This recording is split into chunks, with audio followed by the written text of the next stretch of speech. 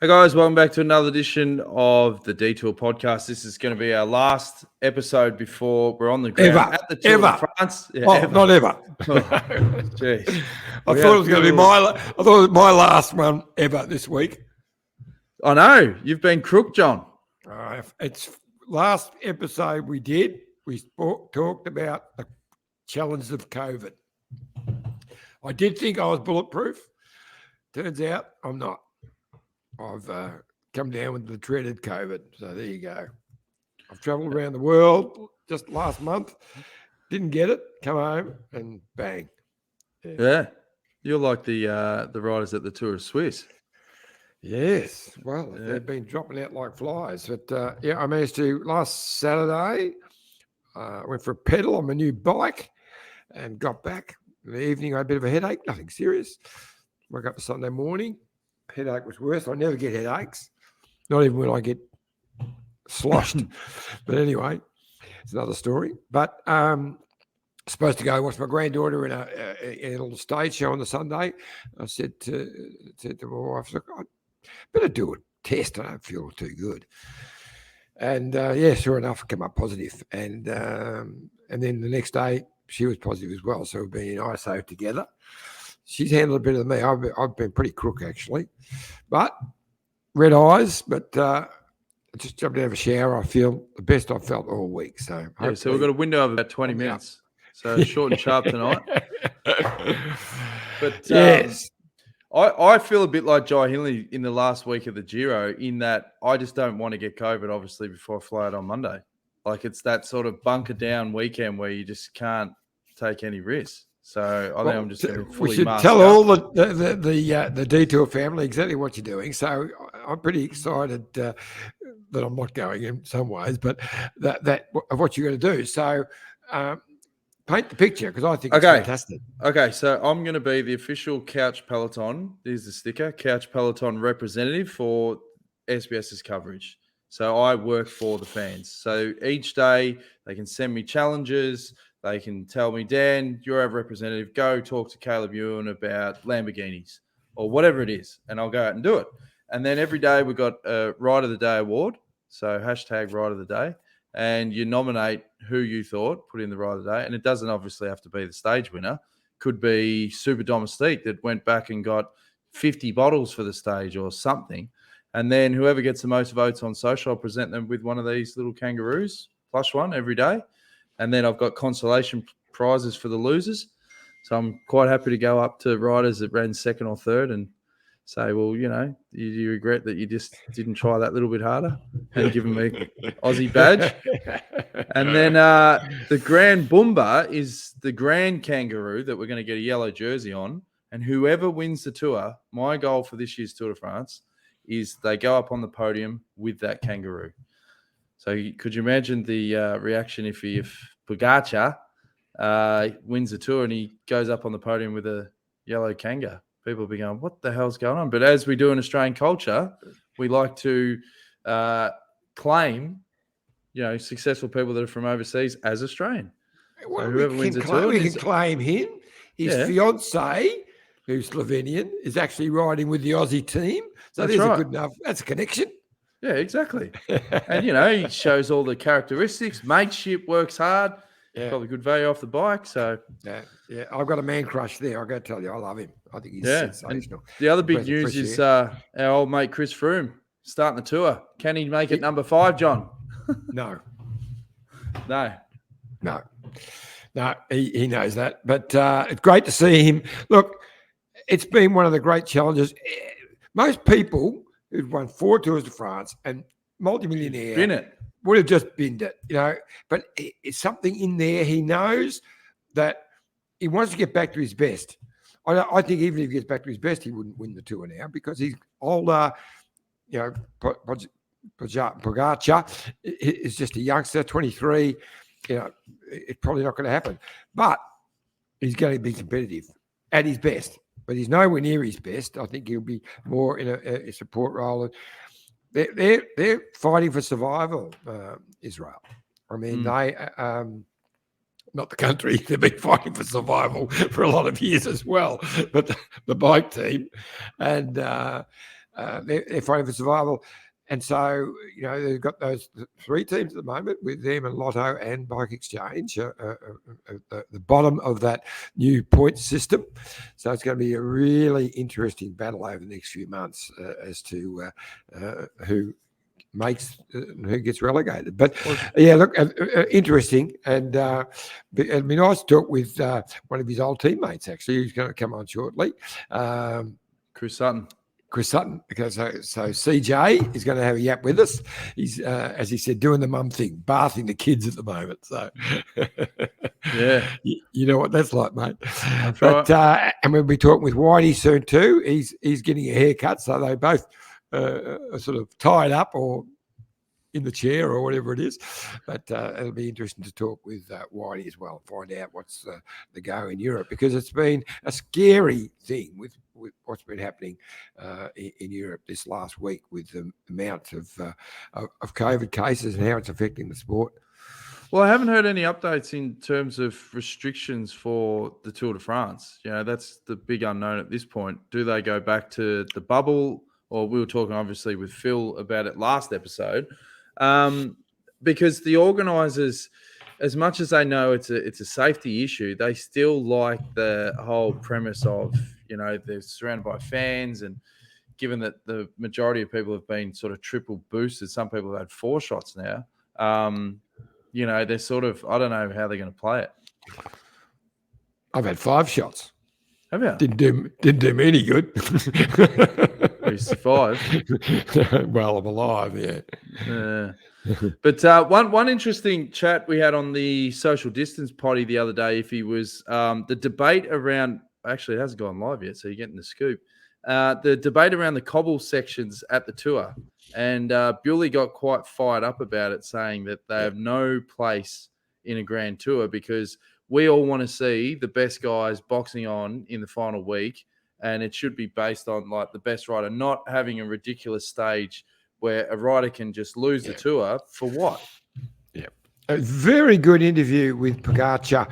I'm not sure which is Cycling News or Cycling Tips, one of them. I think it was on Velo News, actually. And he just so matter of fact, he said, well, look, he's not looking forward to that stage because it's the old cliche. No one's going to win the Tour here, but they can certainly lose it. So he's worried about it. He said, but for the fans, they'll love it, of course. And that's where it's hard for someone like ASO. Whenever they put it on, it has record views, record people watching the race. You don't miss it because it's just so exciting. But there was an interesting couple of photos of Geraint Thomas, who went and visited those sections after his win in the Tour de Suisse. Isn't it funny? I picked him as my outsider, and then he goes and wins the damn Tour. So I hope we got our bets on while he was about $60, because he won't be now. It was $26, I think. Yeah, okay. You were talking about. But there's a photo of him. And they were just relaying some cobbles, and he was putting his wheel down the gaps in the cobbles. It was an interesting shot. But it'll be fascinating. And obviously, from an Aussie perspective, Johnny, Rowan Dennis has been ruled out of the Tour de France. Obviously, contracted COVID, I think stage 3 of Swiss, and with Did he actually? I think didn't he? I don't know, because he actually withdrew. The team, Holstack, got pulled out because with COVID. They said they didn't name anyone who had it. When he stopped earlier, he had stomach issues. So whether he actually got COVID or whether he's stomach issues, but they didn't name him in the team, and they didn't say it was because he was unwell. They just didn't name him in the team. So you would think he'd be in there big time. I'm concerned about Jumbo Visma in that I want them to be 100%, because that's going to be a great bike race with them versus UAE. It's going to be enormous. But if Wout van Aert really is going to go for the green jersey, I think they're stupid. Yeah. They're going to need, the only way they can win this is having that double-edged sword of Roglic and me mate Vinegar. And if they do it properly and use that two-edged sword is the only way, though, I believe, because they've got a very strong team, is that they can beat Pogacar. But when they say to Wout van Aert, you just do your own thing. We're not going to give you any support. No, but he's too good. He needs to be riding for either one of those. Not going for green jersey. Go for stage wins when they pop up. But forget the green jersey. Five other blokes will get the job done, John. Well, then fine. Then they'll run second or third in the tour again. They won't win but it. you get the green. You get something. Well, what if you went all chips in, didn't win the green, and you ran second and third anyway? And then they go iffy. Yeah, what do they want to do? They want to win the Tour de France. They've ran second the last 2 years, mate. There's only one way to win this. All in with those two, with Roglic and Vinegar, and Van Aert has to ride for them to win, to win this race. Otherwise, no. Well, another fascinating insight with George. Yeah, we did a bit of a preview that'll come out on Monday, but he was saying about, they're looking at Jumbo and they realise that, it's going to be a two-prong attack. And Bewley said, yeah, but Pogacar's that good. Even if someone goes off the front, he'll make the call when he wants to go, and that's it. Yeah, true. Maybe. George is going to be very important. George is going to be, he says his form's great, whatever. He's going to be a very, very important rider in this. Yes. That's right. Well, we're joined live now by someone that knows a lot more about this stuff than two labelling idiots. And that is, of course, Matt White. Whitey, you're looking fresh, mate. Nice trip. Thank you. Look at that haircut. I'm off. I'm off actually this afternoon to the Tour de France. So I'm actually going away for the weekend with my family to some more bike races. This time for kids, and then going straight from the race on Tuesday morning from Alicante direct to Copenhagen. So packing my bags in the next hour for the whole month of July. How's the form of the kids? Good, actually, mate.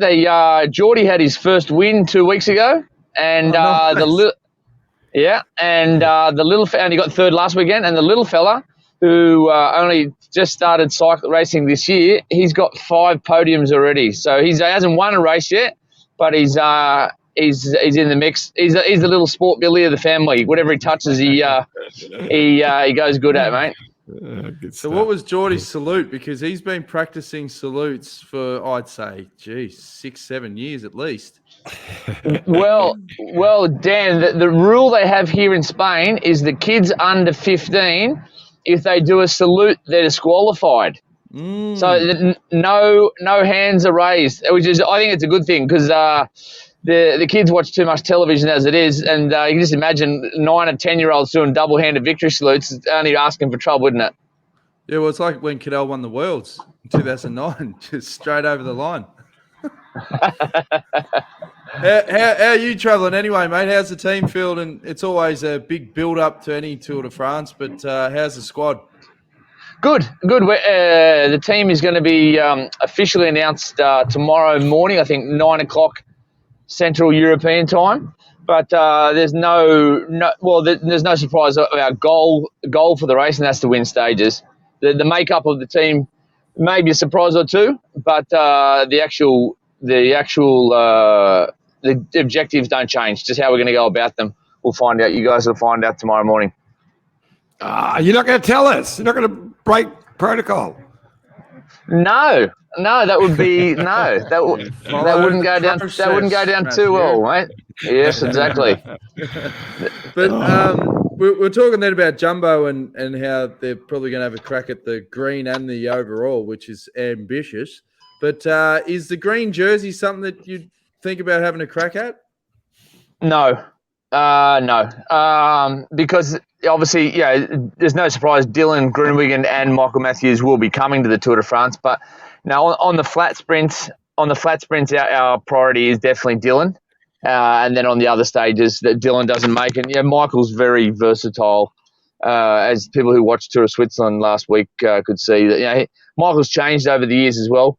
He's probably not as fast as he was back in the day, but he can mix it on medium mountain stages, and he's a lot more robust. Dylan is more of a pure sprinter and very, very powerful, whereas Michael's much more of an aerobic beast.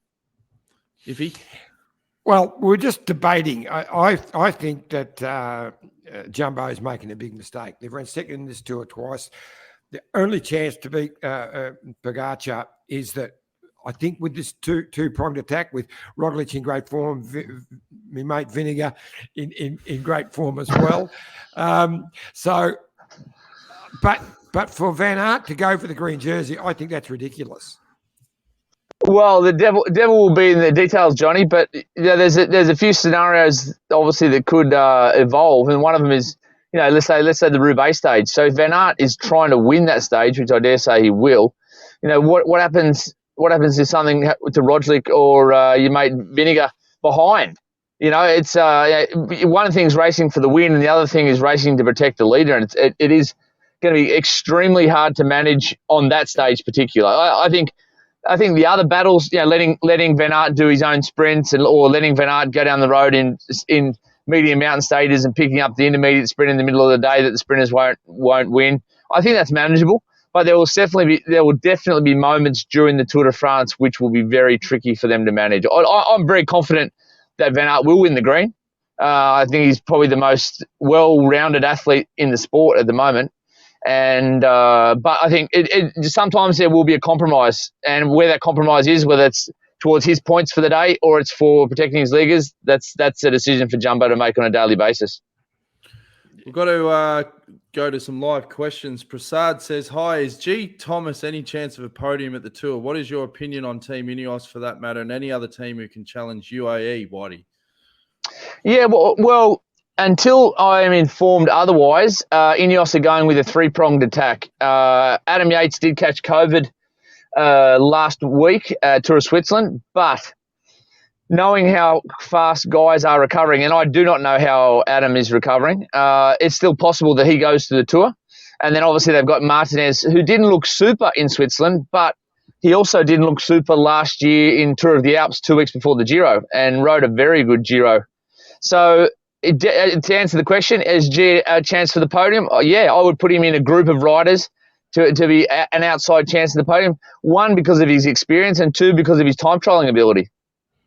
Yeah, I agree. I think he's a very good chance for that third spot on the podium because his form was so good. And I put Ben O'Connor. He's actually my pick to run third in this bike race, Ben O'Connor. There you go. Good call. Now, opening time trial. Well, it's John's call. Yeah, that's it. Just this awkward silence. We're just waiting for someone to chime in. We move on. I want to talk about, we had Luke Durbridge on the other day, and he showed some great form. Those time trial legs are well and truly back to some of the best form we've seen in a while. They're all raving about the new equipment. You look at the opening stage, 13.2, pancake flat. I mean, that has got Durbo written all over it. How's he faring leading in the Tour? Yeah, good. He went to the Dauphiné, had a really nice time trial at the Dauphiné, one of his best time trials in years, I would say.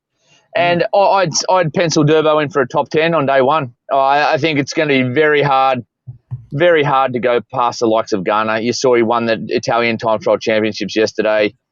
He has been training to win this prologue for a year.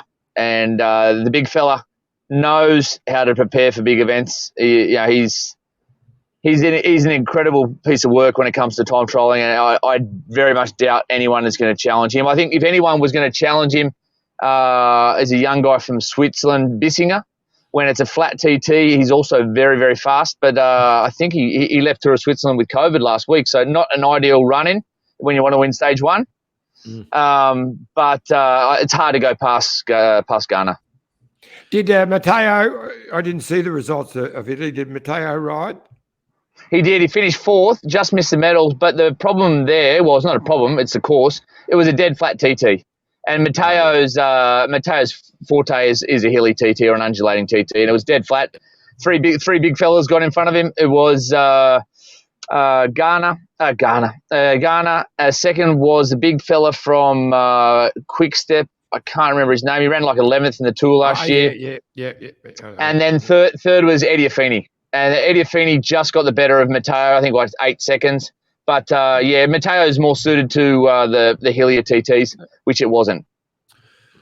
Speaking about Dylan, it was obviously good to see him get a win at Slovenia there, but we were talking to a few people about how negative the Dolphino was raced, where teams were literally, I think Trek were literally burning matches to make sure that there wasn't a sprint, but then not even going on to try and win the stage at all. So this level of negative racing, I mean, I don't know, I haven't seen this type of stuff for a while. Yeah, look, don't worry, it's all going in my back mind.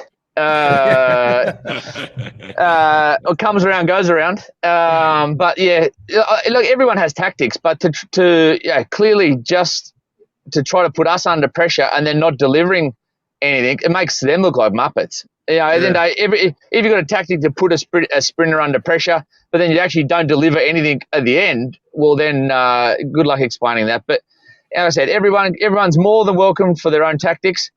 And at the end of the day, when we get to the Tour de France, if that happens in the Tour de France, well, guess what? We've got Michael Matthews and Luca Mezgets there at the final anyway. So we've got on those flatter days and those medium mountain stages, we're going to have a lot of things covered. Now, I know you can't announce the riders lineup. You just named half the team, but that's good. No, that's fine. But everyone knows who the stars guts of it. Now, you can't announce the riders, but can you announce the DSs? And will you pull an absolute shock and announce P weaning for the Tour de France, or is he still too green? No.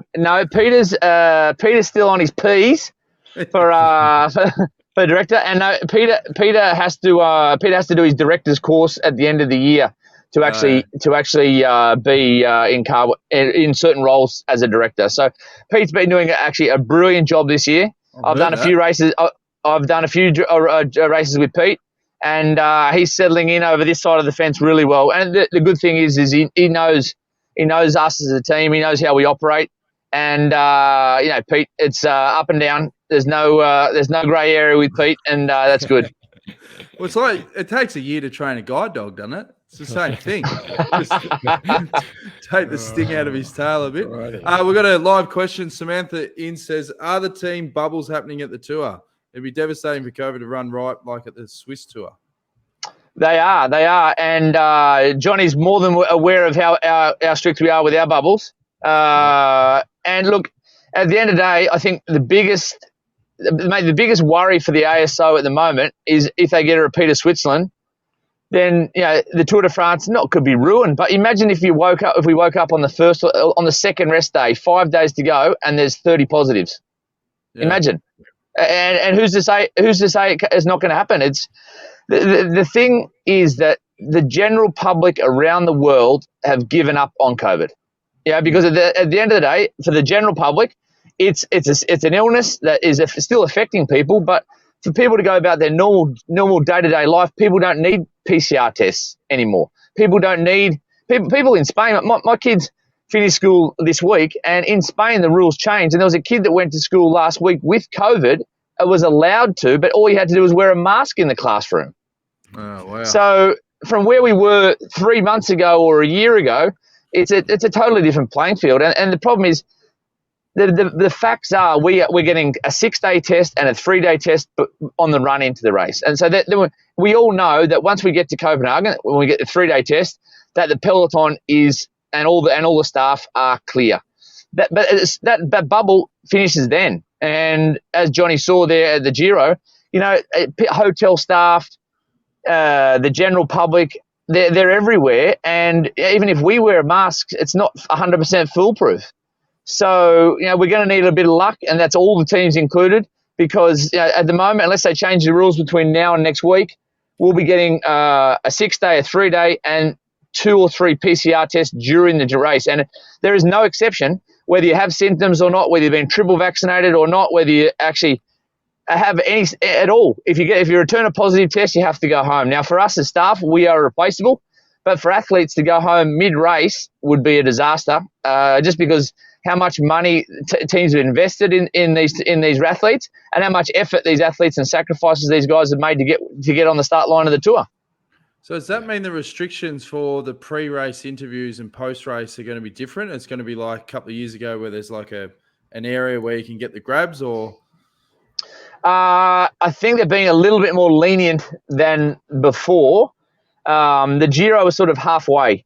They were keeping most people. They were keeping most people out, and I'll have to have a look there, Jonesy, what's going to happen there. But I would expect it to be something similar to the Giro, whereas certain people could get access anywhere, and then other people could only get access in designated media areas. Which we're going to make media wear a mask, because at the end of the day, the media aren't getting tested. Yeah, whereas the general public aren't getting tested, so we've got to protect our athletes and our staff as much as we can. Fair enough. All right, mate. Well, thanks for joining us again on the detour. We'll be checking in, and I will definitely be wearing a mask over in Copenhagen and throughout the tour. But we look forward to catching up, and good luck for the prep, mate, and have a great trip away with the family. Yeah, thanks, mate. It'll be good to catch up. It's been a while. Been a while. Been a long time. It's definitely been a while at the tour. That's for sure. 5 years. Half a decade. So, time flies, eh? Yeah, that's it, mate. Looking forward to it. So thanks again for joining us, Whitey. No worries, gents. See you, Matty. Mate. Take it easy. See you guys. Fresh-looking Matt White. He's ready to rock for the Tour de France. We're going to take a quick break, and when we come back, we've got CJ Sutton. So stay tuned for plenty more detour. Look at this bike. You think it's just a bike, right? But it's not. It's a bike 374 people are looking at. This guy, this girl, them, all looking at it. People from here, there, and wherever this is. People that are looking for a bike. Or just a piece of it. Amateurs, semi-amateurs, and pro-amateurs. This guy wants this bike, but with this crank and these bars. This could be the perfect match. But not this one. This girl has a bike to sell, and thousands of people might purchase it. Eyes on Bikes help grow small businesses. His, hers, yours, and the latest data and insights help those businesses keep moving. We are the world's #1 bike marketplace, with over 500,000 products and 900 brands, where buyers and sellers are brought together in a place where a bike is never just a bike. Bike Exchange, where the world buys, sells, learns, and rides.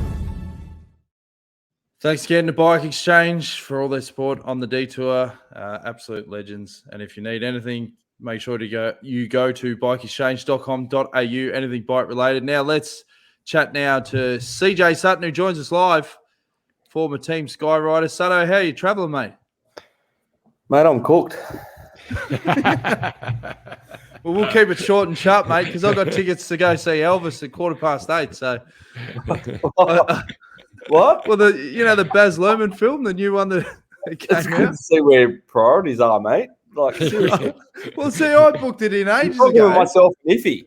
Yeah, no. Well, I can maybe let it keep running, and then I'll take off and just turn it off on my mobile. Me and iffy can go all night. Don't worry about it. We don't need you. Yeah, exactly right. Yeah.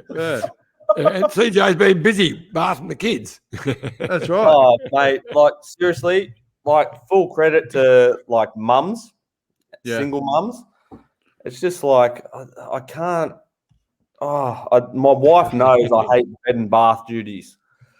I pick the young fella up from school. Then the in-laws were looking after the youngest, the 2-year-old, nearly 2-year-old. I've gone, got him, come back, cook dinner, bed, or bath, bed. Oh, it's just like, I can't handle it. Yeah. It's just like. And then you get the curveballs when they don't want to go to sleep. And you try everything. There's only so many times you can read Dr. Zeus, green eggs and ham. Oh, no, that's why our kids dinosaurs and cars and trains. Yeah, that's it. That's it. So how do you feel this time of year, CJ, the build up to the Tour de France? And, obviously there's so much hype. You live in a country like Australia and they know one race, Tour de France. And when they know that you've got a connection to Sky and, those glory years and all that sort of stuff, do you feel like, far out, the tour's on again? Or you're just so cooked from bed and bath routine where you go, I'll watch the highlights? No, whether you've ridden the tour or not, like being a professional athlete, you always watch the tour. Being a young kid, you race home from school. I was fortunate enough, like as a young kid, that I got to do all sports. And I see why now. Karma is, can I say bitch? Karma's a bitch. And like my parents needed to wear me out. So that's why I was fortunate enough, and I did all sports. They needed to wear me out. And I see that with our two young boys now, like a 4-year-old and nearly 2-year-old. But it's, I used to race home from school or, and then go training, like ride my bike and then come home, watch the tour highlights. It was always like that. Like, and I always had a dream that I wanted to ride the tour. I never did, but, I did a lot of other things that in my career that I was, blessed for, but it's always about the tour. And, I like the last couple of weeks, like I've been pulling like 19-hour days. I'm a bit cooked, but because at the moment I'm going through a big shop renovation with a bike shop and stuff like that. So, and I had to get everything out of the bike shop so the builders could go in. But how'd you go getting builders in this climate? They can't even finish the block at the moment. So at the moment, it's obviously the bike shop. It's called Sutton Cyclery. This has been in the works for a while, but the guys started last Saturday. They'll be finished tonight. They'll put a few finishing touches on tomorrow. But as of Saturday, the bike shop's going to be known as Giant Ramsgate. Giant Ramsgate. Nice. Yeah. Yep. So big changes. But you know what? Like the last 2 years, since I've had the bike shop, Giant have supported all their dealers across Australia. Mm-hmm. Giant have been the only supplier that, everyone got allocated between 5 and 15 bikes every single week. And I know it's not fair to a lot of people because they've got like big bike shops. But they've looked after all their dealers because they didn't want to see any bike shop shut because they couldn't, supply bikes or sell bikes.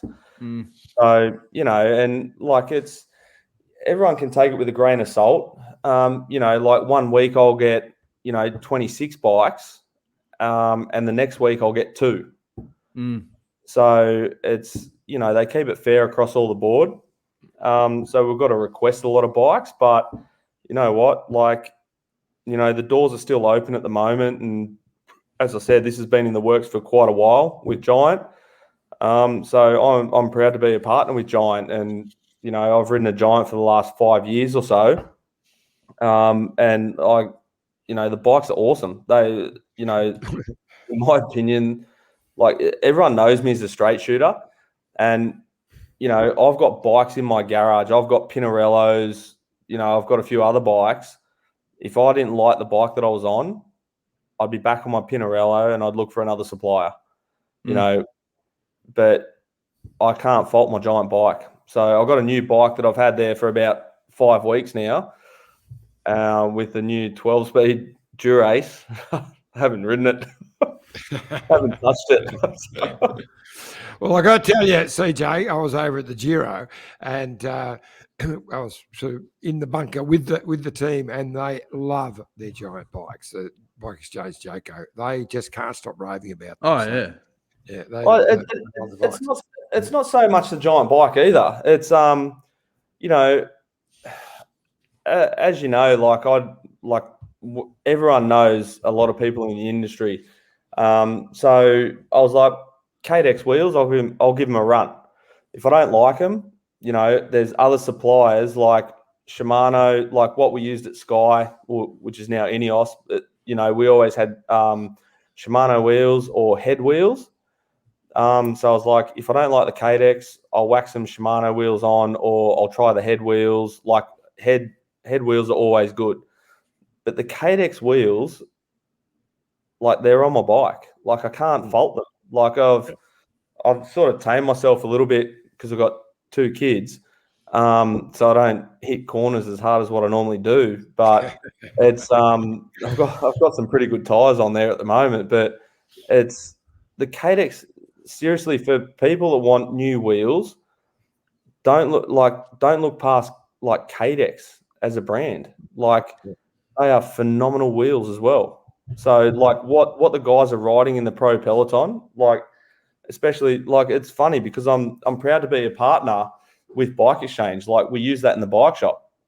Good. And obviously we sell giant bikes. Well, that's all I've really had access to the last 2 years. I'm waiting for Iffy to step in and go, mate, any other companies you want to plug? This is getting bloody ridiculous. It's a paid commercial. How much do you pay for this bloody ad? I don't drink wine, but I used to like drink it like it was going out of fashion. If you want wine, try Michelin, that's right. But what I want to ask you is I want to ask you about a dual leadership strategy at the Tour de France.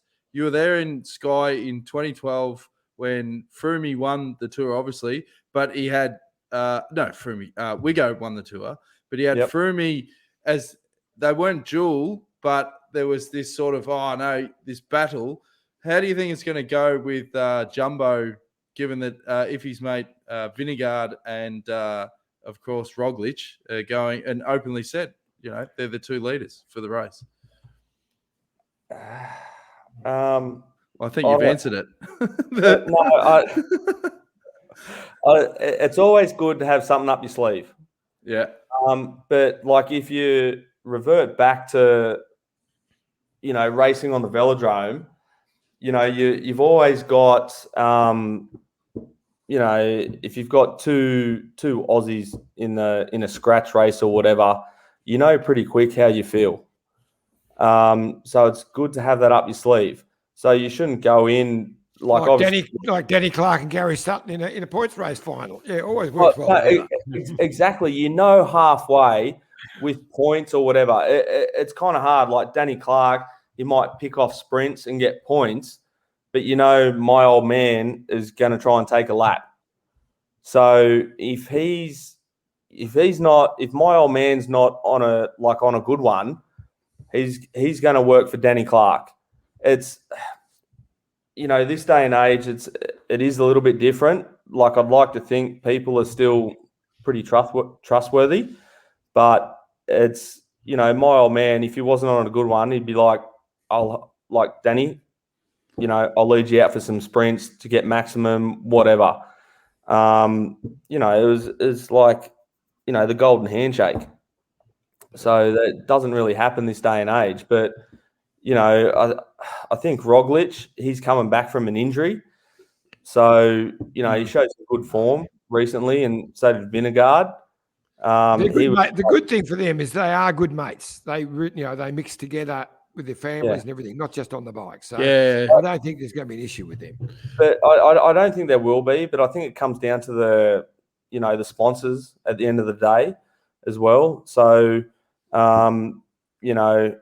as long as Jumbo can win the Tour, then I don't think Jumbo as a sponsor, they care who. Yeah. They don't care who's on the top step. No.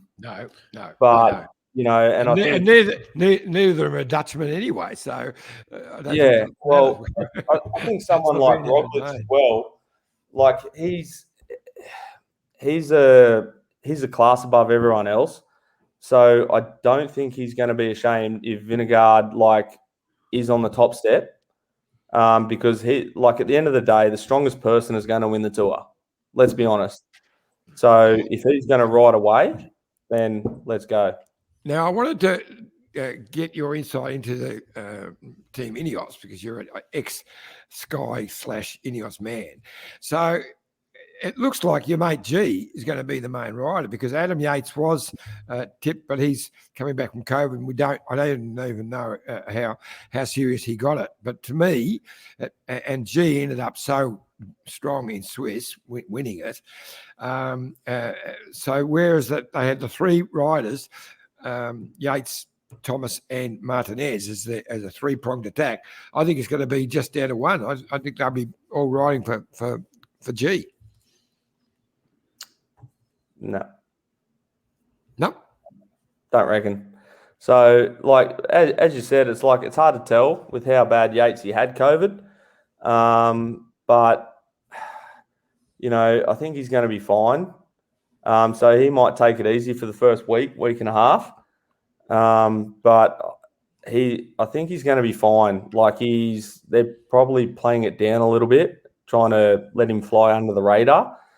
And I think it is smart. Like, if you want to have cards up your sleeve, then like shut your mouth and keep it quiet. It's just like, yep, sweet.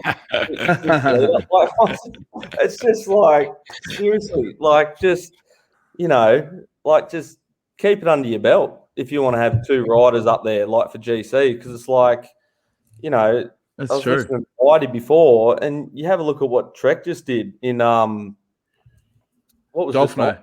the Dolphino, and I was just like, I was watching it and just shaking my head, going, like, so they've ripped it up and then they just sat up, just to drop Grunewagen, and I'm just going, yeah, cool. So you got rid of him, and then Jumbo's on the front riding, and they're all like, what's going on? What's the point of that? What? Yeah, I'm just like, this is ridiculous. This is like under 13s racing. Yeah, It was, wasn't it? It seriously was. It wasn't even worthy of under 15 championship title racing. Like, yeah. it was just beyond abysmal. So what do you think of the Aussies overall? I mean, I'm a big rap for Ben O'Connor. I think he can maybe get the podium. And Jack Haig's coming into form. What do you think of their chances? I was hoping you were going to bring this up. So, no, just like, I think it's just like the next 10 years for Australian cycling for GC, like tour contenders, is just phenomenal. Like, you have a look at Jai Hindley, like unbelievable for an Aussie to win the Giro.